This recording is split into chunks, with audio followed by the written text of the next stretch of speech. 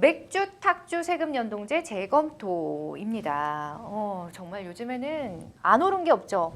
이제 술값마저 무서운 시대다라고 하는데 고물가에 이제 소주 가격이 6,000원 정도가 될 수 있다는 얘기까지 나오고 있다고 합니다. 저희 남편도 굉장히 슬퍼할 것 같아요.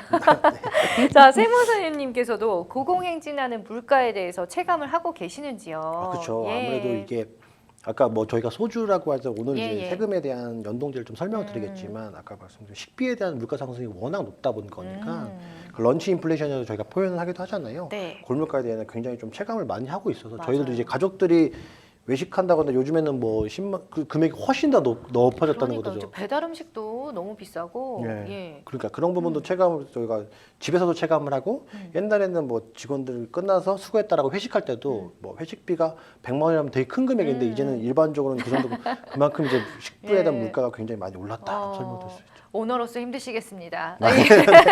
자, 술값을 또 말할 때 빠지지 않는 키워드 중에 하나가 이 또 세금이에요. 그죠? 자, 최근에 추경호 부총리 겸 기획재정부 장관이 맥주와 탁주의 현행 주세 방식이 적절하지 않다 이렇게 말을 하면서 재검토가 필요하다라고 말을 했습니다. 자, 세무사님, 우선 우리나라에 또 주세가 있잖아요. 이 세금 제도가 어떻게 이루어져 있는지 설명 좀 부탁드릴게요. 네, 그 주세에 대한 것들이 좀 많이 복잡해서 네. 제가 최대한 심플하게 간단하게만 설명을 드릴게요. 네네. 그 맥주를 하나의 예로 들어서 설명드리면 네. 맥주에 붙는 세금은 관세, 주세, 교육세, 부가세까지 합쳐서 총 4개의 세금이 같이 붙어서 움직인다라고 말씀 좀 드릴 수가 있겠어요. 네네. 그래서 그 나라에서 이렇게 주류에 대해서 세금을 붓는 가장 큰 원인이 첫 번째는 아무래도 소비에 대한 억제 측면이 있죠. 아무래도 술이라고 하는 것들은 뭐 과도한 음주 소비를 대해서는 좀 규제하겠다라는 목적이 첫 번째가 있는 거고 두 번째는 아무래도 모든 세금이 다 똑같겠지만 나라의 재정을 운영을 하기 위한 확보를 위해서 세금을 걷는다라고 좀 설명을 좀 드릴 수가 있겠는데 그 주세는 이제 아무래도 국세의 한 가지의 범위 안에 들어갑니다. 그래서 납세 의무는 주조업자에게 있지만 실제로 이 세금을 납부하는 사람들은 실제 소비자이거든요.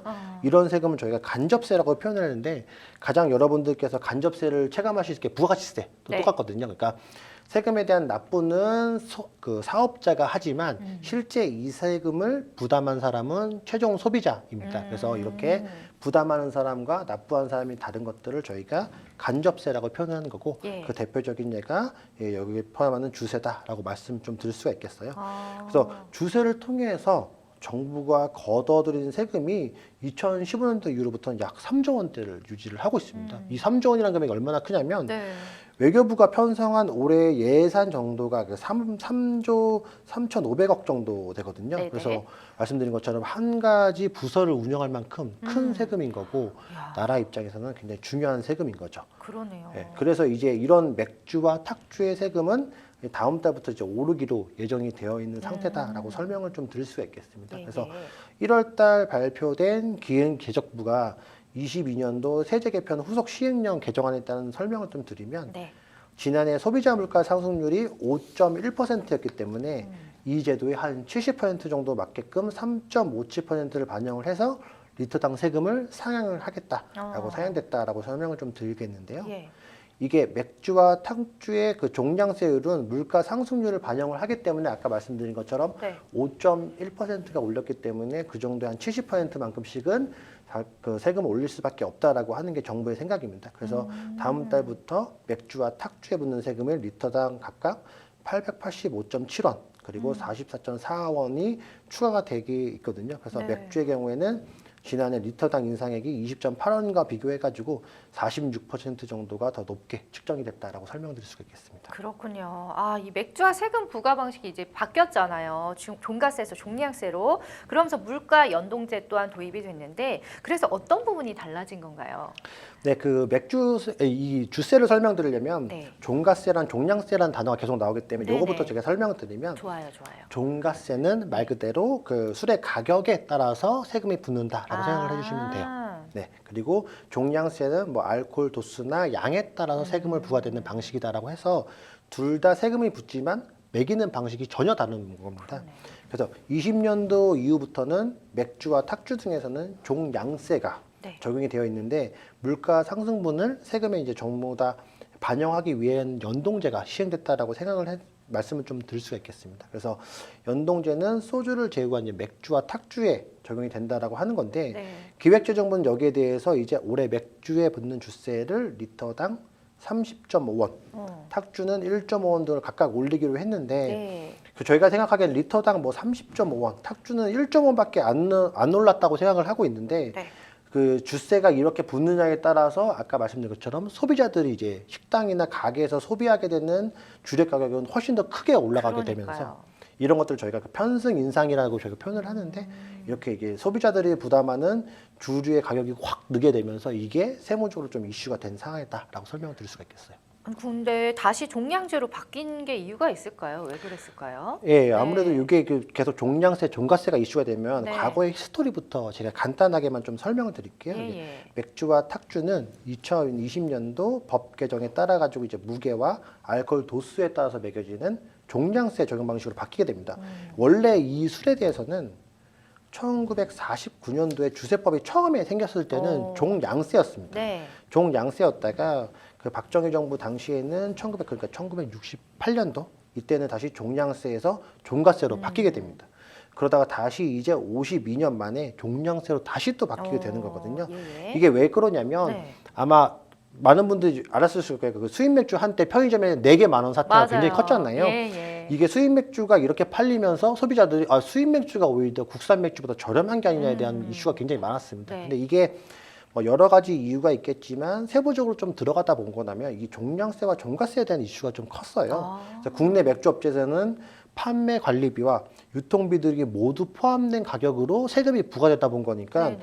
오히려 가격 경쟁면에서 국내 맥주가 조금 더 불리한 측면이 있기 때문에 이런 것들을 이제 바꿔달라는 취지로 해서 이게 바뀌게 된 대표적인 사례입니다. 아, 그렇군요.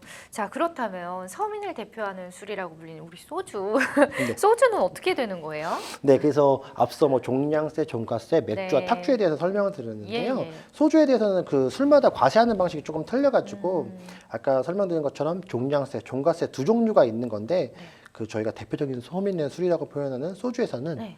출고 가격을 기준으로 세금이 부과되는 종가세 방식이 적용이 되게 됩니다.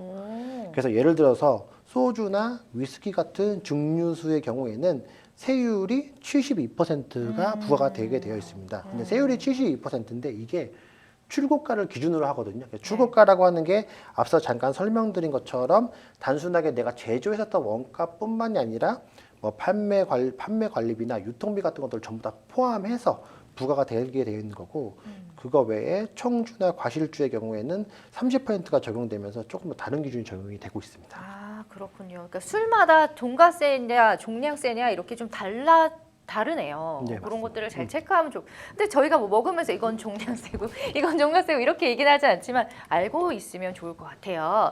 자, 또 추경호 부총리 같은 경우에 물가 연동제 폐지가 이제 술값을 잡아줄 대안처럼 좀 이렇게 제시를 하긴 했는데 이 주세가 만약에 고정이 되면은 음주가 아무래도 몸에 해롭잖아요. 네. 그렇기 때문에 과도한 좀 음주 규제를 막기 위해서 주세를 걷는다 이런 정부의 목적에는 조금 어긋나는 게 아닌가라는 그런 생각도 해보게 되는데 나라가 약간 술값을 지켜준다 이런 또 생각도 들거든요. 이 어떤 의미일까요 이게? 예, 맞습니다. 예. 그래서 이게 뭐 명목상의 목적이긴 하지만 처음에 주세가 부과됐었을 때 정부가 주세가 왜 부과되냐 첫 번째가 아까 말씀드린 것처럼 음주가 몸에 안 좋기 때문에 네. 소비를 억제하기 위한 취지가 좀 있다라고 했는데 이번에 좀 법 개정이 다니면서 그때는 그렇다고 얘기했는데 지금은 좀 지금은 말이 좀 뭐라고 할까? 바뀌어버린 그런 형태가 좀 되거든요. 네. 그래서 아무래도 이렇게 그 정부의 조세 정책이 많이 바뀌게 된 가장 대표적인 이유가 그 국민들의 조세에 대한 저항이 예전 같지 않게 좀 많이 바뀌었습니다. 예를 저희 나라가 대표적으로 국민들이 이제 조세 저항을 많이 하지 않는 경우거든요. 그래서 나라가 세금을 내야 된다라고 한다면 다 이제 받아들이고 네. 있는 그대로 세금을 많이 내려고 했었었는데